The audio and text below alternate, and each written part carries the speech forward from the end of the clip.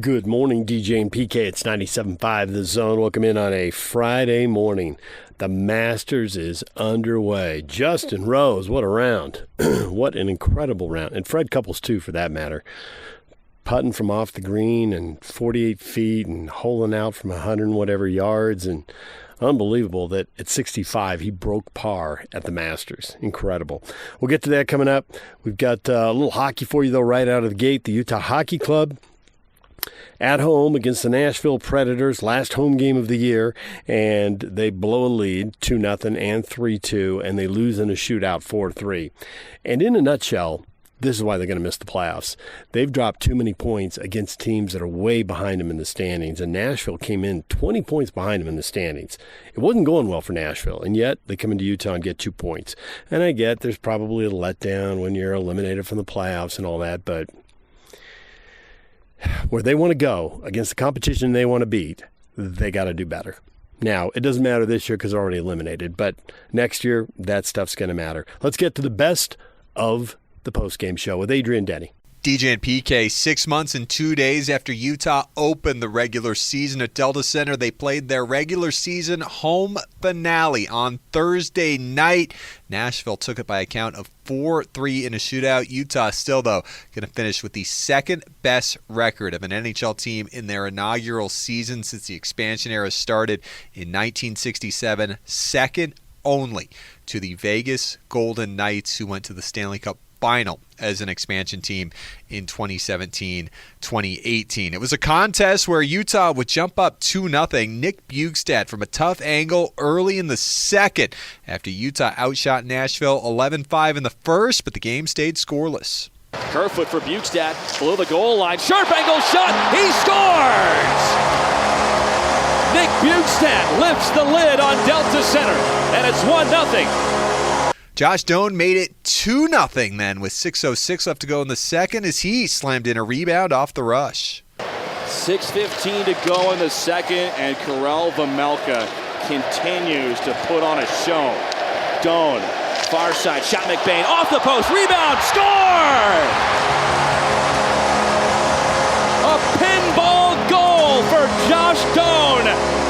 The Predators added a late power play goal in the second, then one in the third, and then they took a 3-2 lead before Dylan Guenther came back 2 minutes and 25 seconds later to tie things up. Guenther sneaking his way in. Guenther feeds it across. Tap towards the net. Rebound loose, and they score!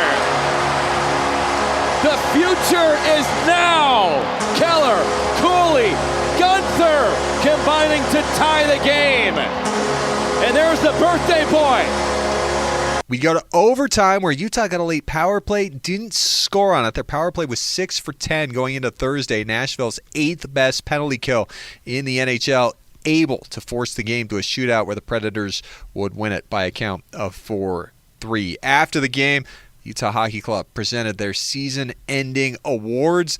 Team MVP, Karel Vejmelka, 3 Stars Award winner, Dylan Guenther, leading scorer, Captain Clayton Keller, Community Obsessed Award, Alexander Kerfoot for all the work that he's done with organizations including female hockey with the Ogden Lady Mustangs, the Utah Olympic Oval Wildcats, the Lady Grizzlies, along with Primary Children's Hospital, Make-A-Wish, Granite Education Foundation, the Utah Hockey Club Learn to Play, and Utah Hockey Club Youth Programs. And then the All-In Award, as selected by the fans, was Barrett Hayton. Let's hear from head coach Andre Cherney after this one. Not the result we wanted.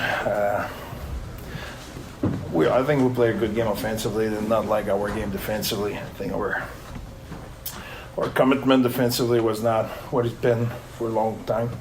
But Veg was elite, made key save at key moment. Coach, before we go back to the game, the organization had the player awards following this contest. 5 different individuals lauded for their on and off ice performances. What does that mean to be able to recognize those guys, and what impact have those 5 players had on this organization? I like first the way they did it. I think to do it in front of our fans and in that fashion, I think it's great, and I think the love the fans give to the player and everything, I think that was pretty cool. I think it was cool to be part of it. So I'm grateful for that. And what's the second part of it? The players, those 5 players in particular, what impacts have they had on the organization? Oh, like a coach is like a father. You want everybody to be recognized. I like those 5 players been recognized, and they all deserve it, no doubt about it. But there's a lot of guys, unsung hero on our team, who I will have loved to see them been rewarded as well. So I understand we need to put limits, but I think there's a lot of guys who put their heart at the job this year, and they help us to make that year a special year. I know your last home opener was a bit of a sad one. This time, you have the whole crowd going, especially Ryan Smith, who said, the fun is just beginning. Yeah. What does it mean to you for all the fans to come out once again for the final game? Well, I think it's, like I said, it was special for us. It was the first year. There were a lot of emotion. There were a lot of connection with the crowd, and the way they support us. We wanted to play for them and play in front of them, and it's just right now tough to comprehend for the Bears, saying, okay, there's no more this year. It's like we're addicted now. We're look up for the next one, but we'll have to wait a little bit.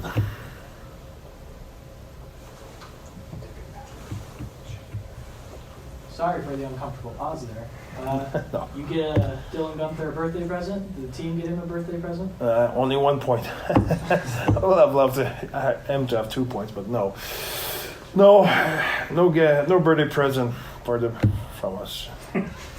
So at the conclusion of your first year here in Utah, how do you see Salt Lake City as a potential destination for free agents? What do you hear around the league from others, what their impressions were visiting here? Yeah, I think that everything is positive from the outside, but the best recruiting is coming from what you think.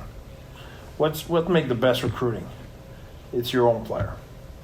I think the way our players talk about their experience, what's going on in town, the way they're treated, that is the best recruiting, because you cannot hide that, because those guys talk to their agent, and their agent are the same agent of the player who's somewhere else. So there's no way to hide in that league. Ask me about another city, I will tell you what's going on in that city, because our player knows, because they have friends there, and because they have maybe a brother or a teammate who they play with for 8 years who they know what's going on, and they have the same agent, and so on and so forth. So during the summer they have camp where there are 25 guys from 15 different organizations, and they talk about what's going on. So there's no way to hide.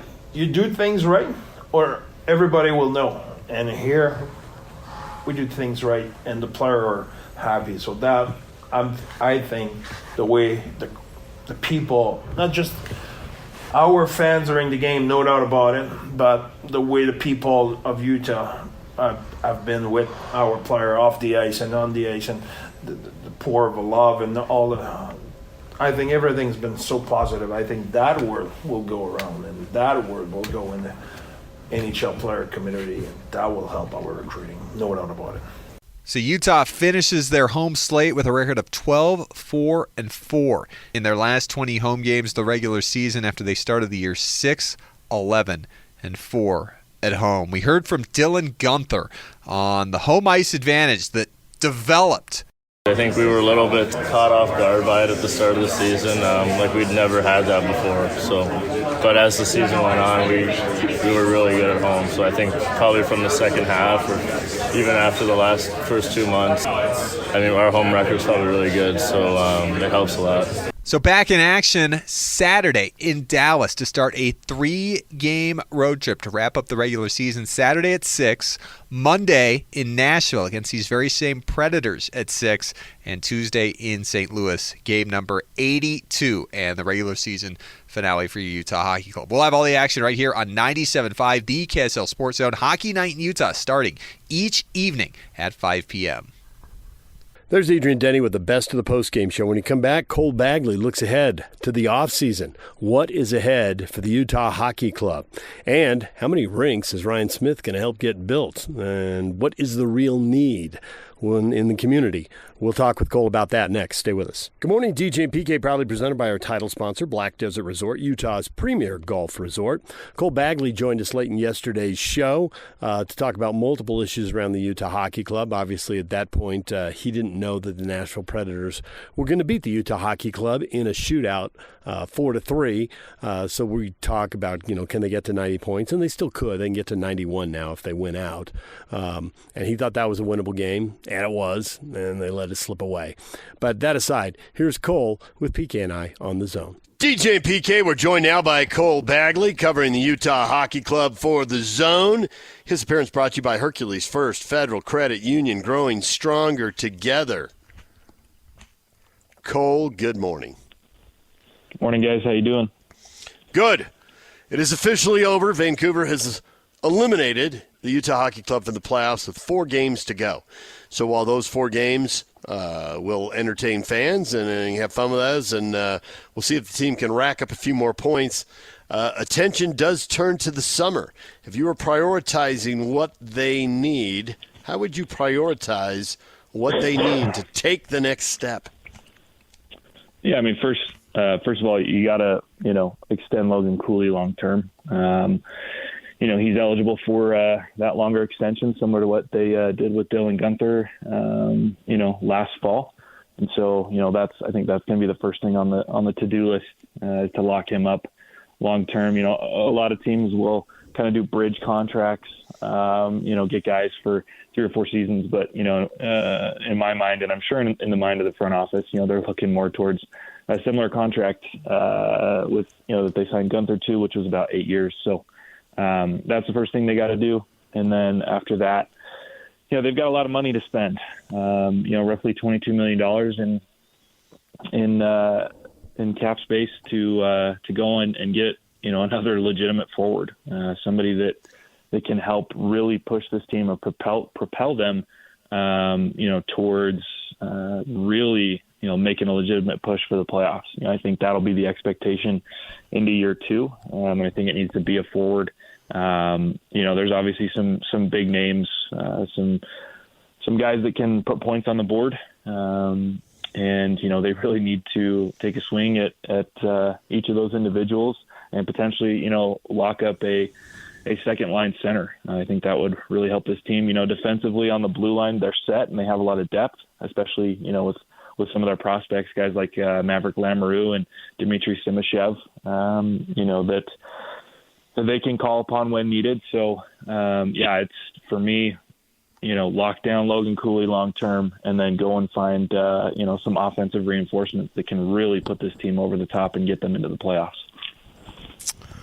With this season just about over, and it's the first season obviously in Utah, I think we can grade it as very successful in terms of the record compared to what it's been in recent seasons. You can see the progression. So even though there's a level of disappointment of not making the postseason, I don't think it takes away from anything that they've been able to do this season and have the progression. Now, they do those things that you're speaking of over the summer.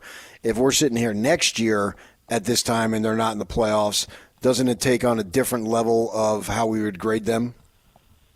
Oh, absolutely. Next year will be year 5 of the rebuild. And I think, if that progression stops or comes to a halt, that's when, the team needs to kind of reflect and figure out, what direction they're headed and what's going wrong. But, as you mentioned, the progression has been visible. Over the last 4 years, they've taken a step forward in terms of, points acquired.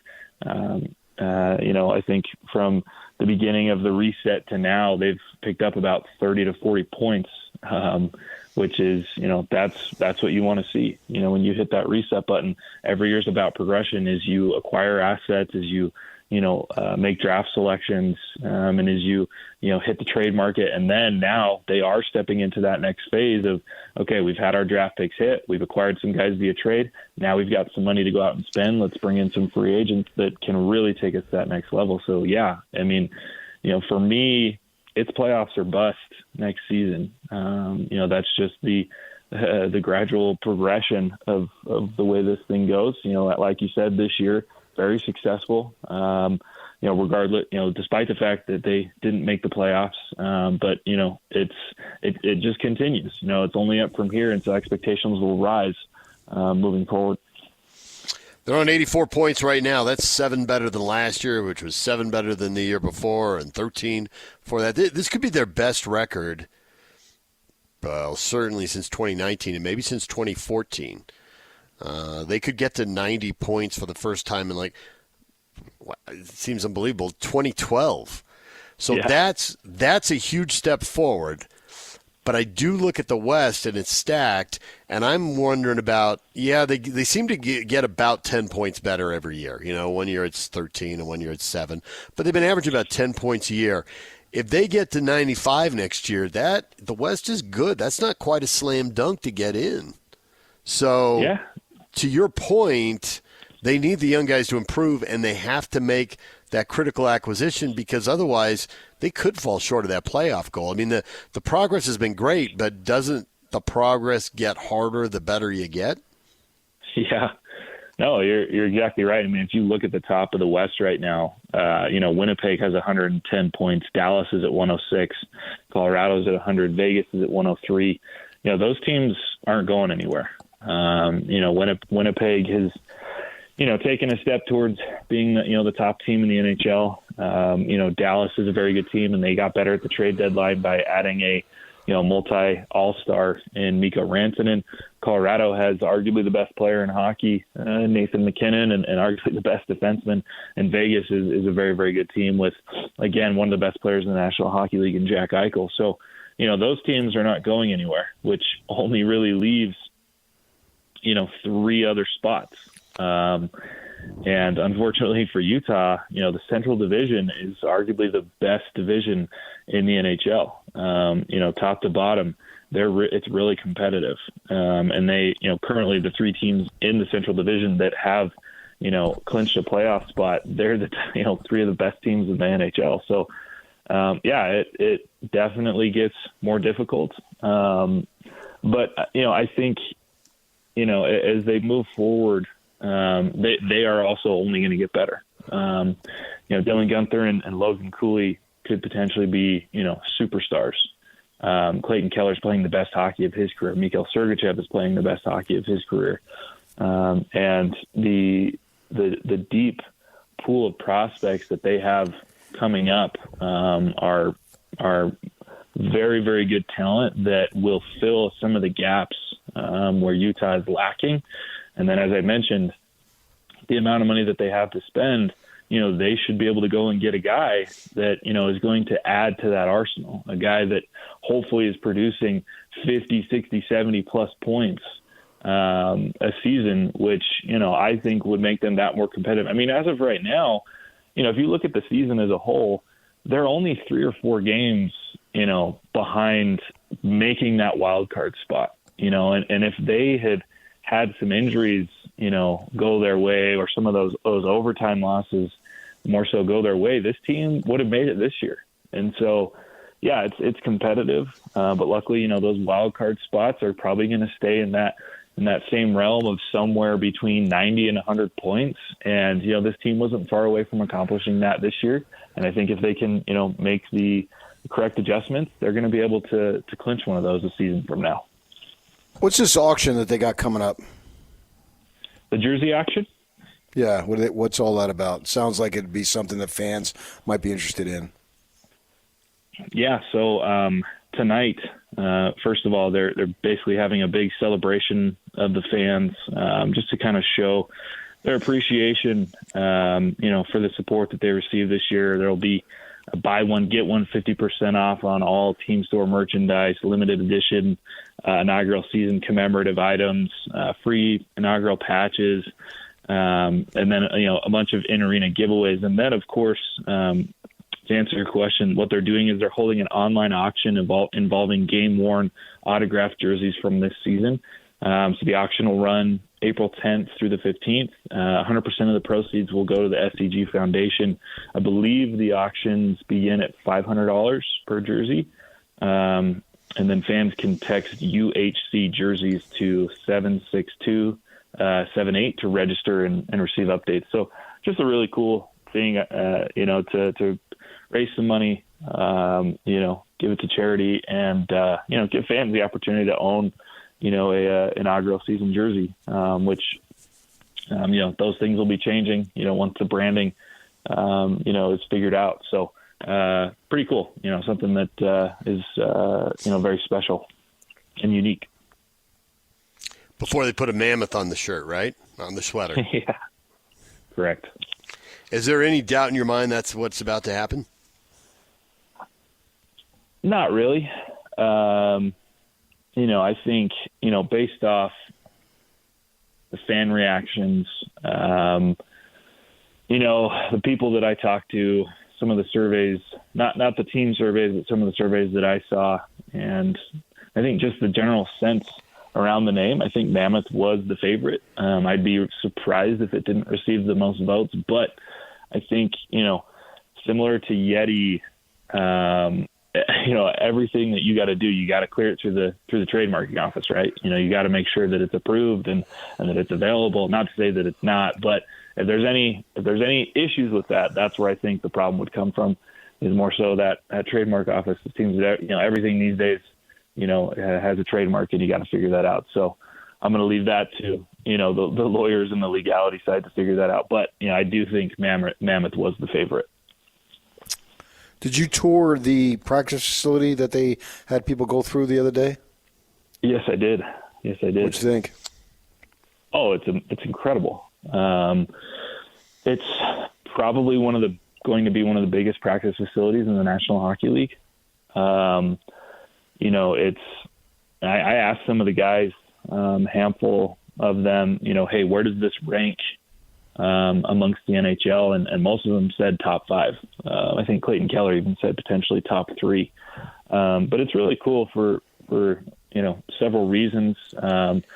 It's going to be kind of the focal point of hockey, here in the Wasatch Front. And, a lot of people think, the Delta Center is the home of the Utah Hockey Club. No, it's more this practice facility will be the home. This is where guys are going to spend, countless hours preparing themselves, recovering, and helping them, compete to the highest level. Obviously, they play their games at Delta Center, but like I said, there's just way more time spent at the practice facility. And then I think what's awesome to it is the accessibility that fans are going to have to it. They're not only are they going to be able to come and watch these guys practice, but as Ryan Smith said, when the boys are off the ice, the youth, and amateur hockey is going to jump on the ice.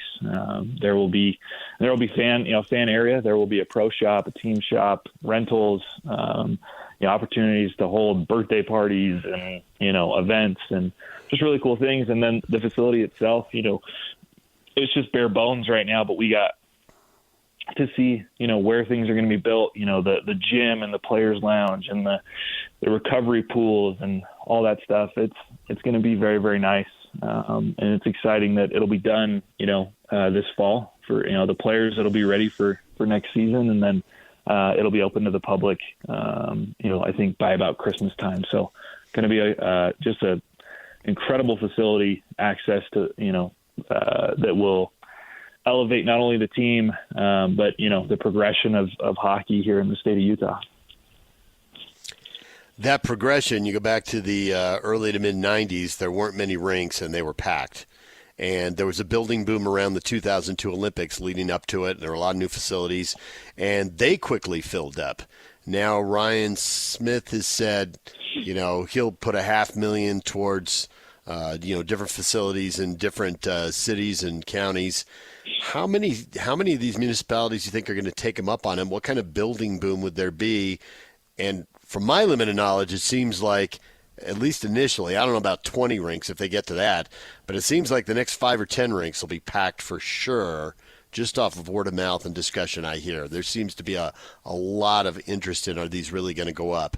Do you think they're going to go up, and how many do you think would have to be built before they wouldn't be packed? Oh, that's a good question. I think, similar to you, I've had conversations and I've seen some of the responses, and I think some of these municipalities and other, groups are going to take Ryan up on this. They're going to, hockey's growing, interest in the sport is growing. I think it makes a lot of sense. There's a need for it, is not only because of the team, but I think, just like you mentioned, these facilities are jam-packed all the time. And so, yes, I do expect there to be more facilities built. I don't know, the number's tough because, I think hockey belongs in Utah. That's been proven, I think, over the last, 18 months. The way that, fans have just embraced this team, more kids are playing hockey. I myself, I participate in pickup games once a week, and those are being jam-packed. Those are filling up really, really fast. And so there's a need for it. There's a passion for it. It's growing. These facilities are definitely going to be built. And I don't know. I mean, it might take, 10 or more facilities to reach a point where it's not, overwhelming. But I don't think that's a bad problem, in my opinion. Obviously, the growth of the game is very important, very critical. And I would love for them to build 20 facilities and, to see those things jam-packed with kids falling in love with the game and rinks being utilized.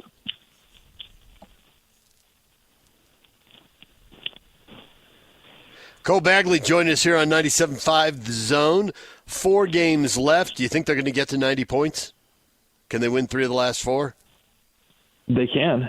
They certainly can with, I believe they played Nashville twice. Nashville has really struggled this season. That's not a particularly good hockey team that was eliminated, I think about a week and a half, 2 weeks ago. So, they're not, really pushing to do much of anything. I think Utah is still of the mindset that they want to, take this momentum that they've built this season into next year. And so, it's certainly possible. I think the team is pushing for that. The 2 games are going to be difficult. They have to play the Stars again, which that's one of the best teams in the National Hockey League. It's, they have a deep arsenal of talent, especially offensive talent. And then they got to play the St. Louis Blues, who are fighting to maintain that top wildcard spot, because I'm sure that they do not want to face the Winnipeg Jets in the first round. I'm sure they would rather that Minnesota or Calgary would play them. So it's going to be tough over the last 4. Is it possible? Yes, and we'll see how they respond. Cole, as always, we appreciate it. Thanks for joining us. Thanks, guys. Appreciate you. There's Cole Bagley on the Utah Hockey Club. A reminder, don't miss your chance to win big every week on The Zone. Next week on Win Ticket Wednesday, you could win tickets to see Cyndi Lauper August 14th at the Utah First Credit Union Amphitheater. Don't miss Cyndi Lauper's Girls Just Want to Have Fun farewell tour. Get tickets now at livenation.com or listen to The Zone all day Wednesday for your chance to win. When we come back, we're talking Masters with Brian Taylor. Stay with us. Good morning, DJ and PK, proudly presented by our title sponsor, Black Desert Resort, Utah's premier golf resort.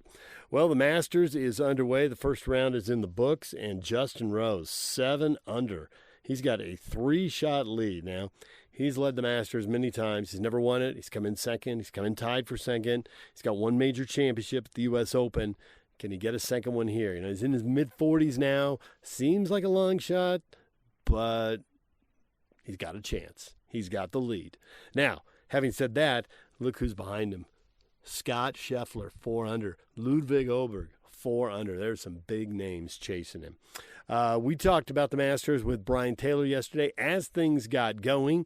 It was, of course, early in the first round, so a lot of the scores that Brian references will have changed. He talks about Tony Finau, and Tony had a little bit of a struggle in his over par. He is 3 over. Tied with John Rahm, actually, at 3 over. They're in a group there. So here is Brian Taylor with PK and I on The Zone. DJ PK, it's 97.5 The Zone. We are joined by Brian Taylor, who is at Augusta National for the Masters, and he calls it work. What an awesome week of work. Brian, good morning. I can't disagree with that, DJ. Thank you very much. I appreciate it. Hope you're feeling better, by the way. I missed our conversation on Tuesday. I'm rallying a little bit, yes. Does it get better the more times you've gone? Because you've been there now, I don't know, 20, 30 times. How many times have you gone to the Masters? 25 years this year, which is super exciting. Does it get better? That's a good question. We were with some guys earlier that were, coming today for the very first time, and they were talking to us and asking us, what should we do? What's a good game plan? What to expect? And just that whole anticipation just brought back a lot of, first time memories kind of thing. And but yeah, it's a different level. Like you see things, you expect things, you understand things a little bit more, but it's still exciting. Perfect conditions out here, everything you would want. It's kind of like that, if Kevin Costner is standing outside the gates of Augusta, like he is looking into the cornfield, wondering what it's like in there. It's heaven. It's pretty much like that. Very nice description. You're a pretty good golfer, Brian. What's your handicap? I'm like a +2 or so. A 2 handicap. Sorry, not a +2. Okay, so with that in mind, if you were to play where these guys are playing from this course this day, what do you think you would shoot? Right now, if I just went out there and played the best I could possibly play, I would be thrilled to shoot 85. Thrilled. The point I'm making is probably shoot 90. Yeah. The point I'm making is how difficult is this course for, we know how great it is for these guys, but these guys are the elite of the elite. I'm just talking about if you're a +2, you're a solid, excellent golfer. You're like in the 1% of people who touch a golf club. So I'm trying to gauge how difficult this course would be. Yeah, so, here's the thing about it. If you just look at it, you're like, man, this is a really friendly golf course. Big, wide fairways, absolutely perfect conditions, big target greens, all of that. But there's so much more. When you watch, the best players in the world go out there, and, let's just put it this way. It was tough conditions last year. Tony Finau shot 80 in the final round, okay? Like, if Tony and I were to go out to Alpine Country Club and play a round of golf, he would beat me by 10 shots without even thinking about it. And he shot 80. So if you get it, the thing about this, even though it looks friendly, it's the lines are razor sharp as to what would constitute a good shot versus what could get you in trouble. Like, you get on the wrong side of, we were just talking to one of our colleagues from Ireland. We're talking about Rory back in 2011 when he started the final round with a 4-shot lead, and he wanted to be aggressive on one, and he went for the back pin on one and just missed it barely, and it went over the back of the green, and it led to a bogey. It's just that easy, right? There's just certain things certain places on holes that if you're on the wrong side of the slope or what have you, you really don't have a chance to even two-putt. So these guys have to figure it out. It's something, and I think that's why they like it, because they can go back and watch every single shot from every single round, over the years and see where the guys hit it and see where the mistakes are. And yet they still have to find a way to execute it because of what it means. It means so much. And I think that's harder too. You and I going out here playing on a regular day when it's not, quote, Masters conditions and that kind of thing, it's a different experience, even than playing during the Masters, for sure. So do players, would you be giving up strokes because all the up and downs and the side hill lies and you couldn't be accurate and you'd be on the wrong side of this, or you'd be giving up strokes because the green is there and it might as well have a flag that says sucker on it because you're going to hit it parts of the green where it looks like you're on the green. You're on the green, so it's going to be fine, but you can't possibly stop the ball from there. That's it, yeah. Okay. I'm just curious where and how you would give up these 15 strokes around that you wouldn't normally give up. Mostly around the greens. I would think that's 100%. Like, I feel like I could probably get the ball off the tee and put it in decent position. This is interesting. I was talking to one of the amateurs this week, and I said, hey, what's something that's kind of surprised you about the golf course. And he said it's a lot longer than I thought, because it doesn't seem like it's that long, but it's a long, like the chairman said, the members' tees play 6,400 yards, but it's a long 6,400 because of the uphills and all the slopes and all that kind of stuff. And so I think it's mostly just figuring it out, the greens. I remember one cool story. We're sitting in the clubhouse one years ago with Billy Casper. This was before Phil Mickelson won his first major in 2004, and we were watching it on TV, Bob and Billy and I, and Phil was going. There was a back right pin on 16, and Phil went for it. Similar story to what Rory did on one, and he overshot it and got in that back bunker. And Billy just shook his head. He goes, now he has no chance. He goes, that's the kind of thing that Phil has to learn before he's going to actually win a major. And sure enough, I mean, he tried to hit and he did. He hit a brilliant bunker shot, but he had no chance, and it rolled all the way down to the front. And I think he two-putted it coming back and made bogey, and that's just, it can happen that quick. I mean, you just miss it by a hair, and you're losing the shot, when otherwise, sometimes guys make it look pretty easy. So that shot, they talk a lot about. Look, it's the 20th anniversary of Tiger Woods hitting that chip in on 16 when he was over the green and hit it up on the slope, and then the Nike logo stopped just before it dropped in the hole. Everybody remembers that shot. And the players were asked about that this week, and they said, it's remarkable to go back there and to think, I mean, he was just trying to get it within 5 feet of the hole.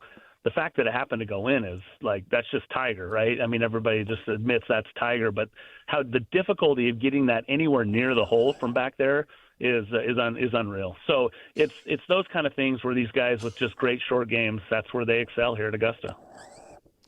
Then how do they balance going for it while still being smart, if not conservative? Yeah, so going for the right spots, right? And I think that's where they have to look at it and say, okay, on these pins, Bob and I do it every day we get here to the golf course. They put the pin sheet out, and we just go through. It's like green, yellow, red flag locations, right? And then on those green flags, sometimes green flag doesn't mean you shoot right at the flag. It means you shoot to a certain spot on the green that will take the ball close to the flag. See, that's what's so cool about it. Where we play, mostly in Utah, especially with the type of conditions that you would have on a regular golf course, is you'd throw darts, right? I mean, it's a dart game. You try to the ball spins so great, and so you hit a wedge shot or a short iron into a green on a normal golf course in Utah, it's going to stop. Might even spin back a couple of feet, but you're right there within your target. And here it's, hey, I need to get to that front left hole location, so I need to hit it over here 15 feet to the right and let the slope bring it down, because if I hit it right at the flag, there's no chance of stopping it. So it's figuring those little things out that's just cool to watch. Just keep an eye. Like, you can watch every shot on Masters.com.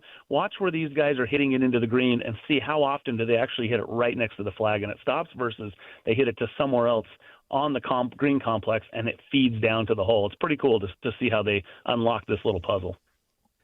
We try to make predictions, right? And PK came up with the idea of messing around with Bob with a draft. I'm going to throw some names out there, and I'm not going to tell you what player, or which person took which player or what round, and you can just say good pick, bad pick. All right?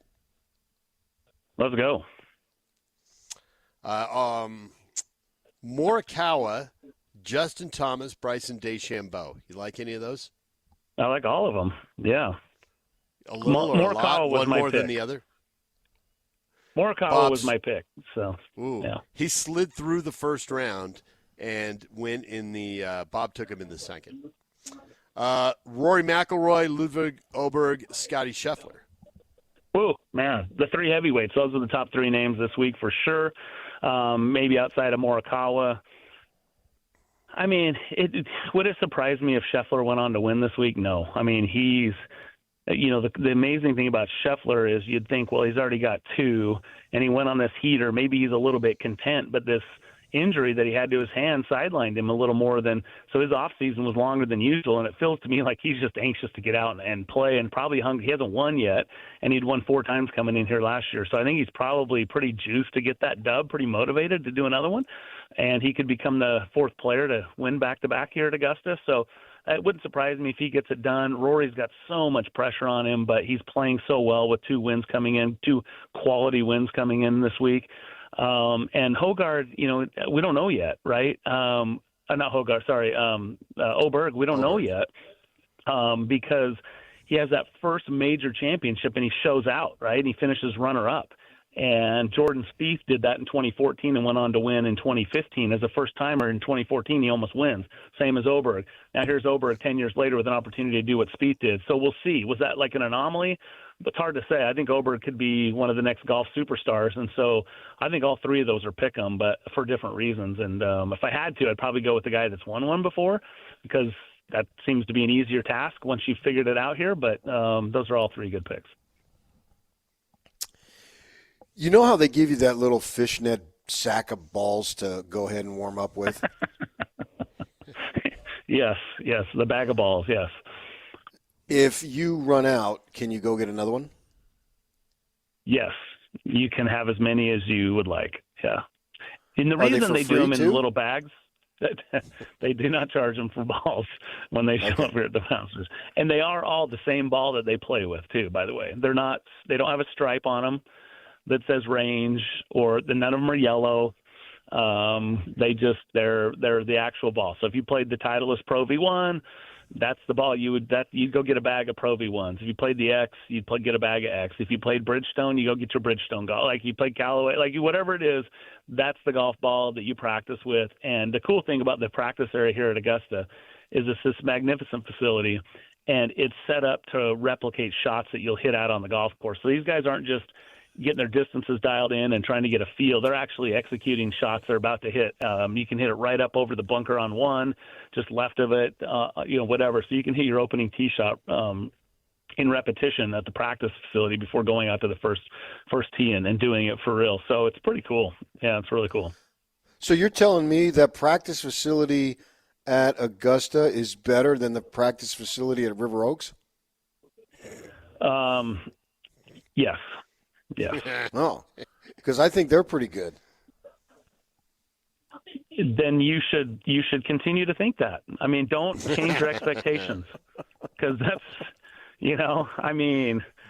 if you were driving a Honda Accord and you thought it was the greatest, it is. It's like one of the most reliable vehicles. Just don't drive don't drive a Ferrari, because you'll be disappointed. Is there any brand of golf ball that I could walk in and say that would leave someone there shaking their head going, "I'm sorry, sir, we don't have a bag of that particular brand"? Yes. The Yugo of golf balls? Come on. It's a top flight, right? I mean, the first thing you think of is a top flight. So, in fact, I think there was a great April Fool's where somebody posted that Bryson was switching to top flight, and he was talking about how all the scientific reasons why it was going to help him win at Augusta. It was classic. It was actually really, really good. But yeah, probably not going to see some top flights, probably not some Vice golf balls. And that's not that Vice aren't good golf balls. It's just, I don't know that any of the tour play. There might be somebody out here. I don't know that for sure, but probably not going to see a top flight. I was up at Wasatch. This was a few years back. Here we go. I was playing. You got to hear this, man. I was playing a guy that sports fans would know the last name. And this guy, man, he just spit testosterone, right? He's dropping F-bombs on the first tee. I'm totally intimidated. And we're up at Wasatch playing from the Blues. Exact same thing, Brian. I go bogey, double bogey, and I'm thinking, I'm going to get my butt kicked, man. And then for some reason, unbeknownst to me, I turned into Steph Curry. I was dropping bombs all over the place. And he finishes 6 over, and I beat him by 2. It was not just the highlight of my golf round. It was literally the highlight of my life. Now tell us who it was. I can't. Well, he dropped Steph Curry. He dropped Steph Curry as his analogy for going low in golf, which leads me to believe he's playing a basketball player. So that's where I'm going to go with that. I was talking about – no, actually it's football. That's what I thought, because you said spitting testosterone. So I was taking football over hoops. Okay. I've got a list of people it could be, and both sports are represented.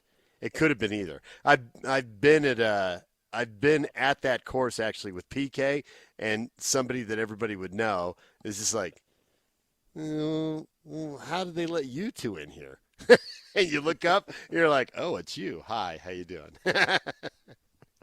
I just appreciate that PK doesn't want to call him out on the air. He doesn't want to emasculate this guy on the air. That's impressive. Oh, no, he's 1,000 times tougher than me. But you beat him, and you don't want to throw out who you beat.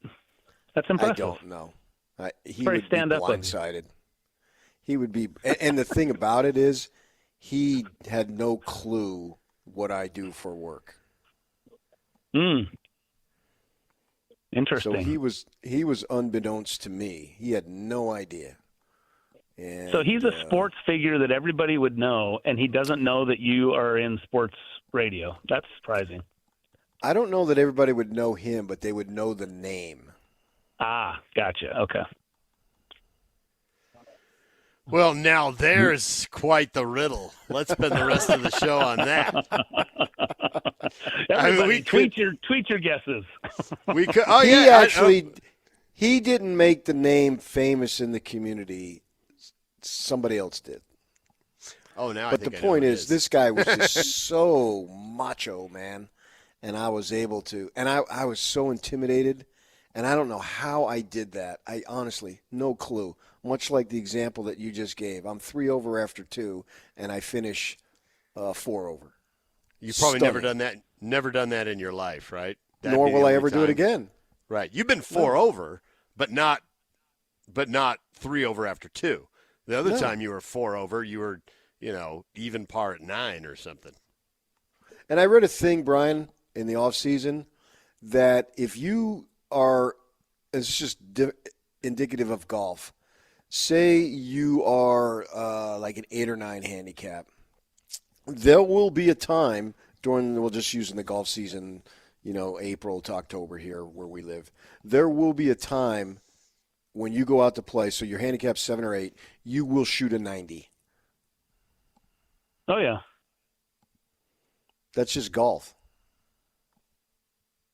Absolutely. Right.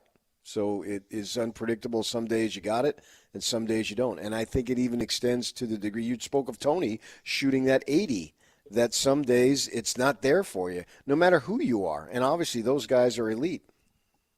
I believe it's good weather except for tomorrow. What do you think the odds are we're going to have any delays built in this? Or is it going to be good conditions and play right out? Because there's supposed to be some wind tomorrow, so for somebody who's got to go low to make the cut, those could be the most challenging conditions. Yeah, for sure. I think given the way it was forecasted earlier in the week, I think it looks a lot better. So my last check, again, stuff changes, but I haven't looked at it this morning in the last hour. But last night before I went to bed, it looked like it had dropped down to like maybe less than 40% chance of rain on Friday. So I think we're going to be fine. I think it's going to turn out to be a great weekend. It's cool, which means they can get the golf course, as firm as they want it to be without worrying about, potentially burning it up and that kind of thing. So the golf course should be great. I think we're going to see. We're in for a good show. I just feel like this is going to be one of those. It doesn't feel like there's any one guy that is the only guy that's the big front runner. It just feels like there's a lot of players with a lot of storylines that absolutely could win this week. It feels like this is going to be a good one.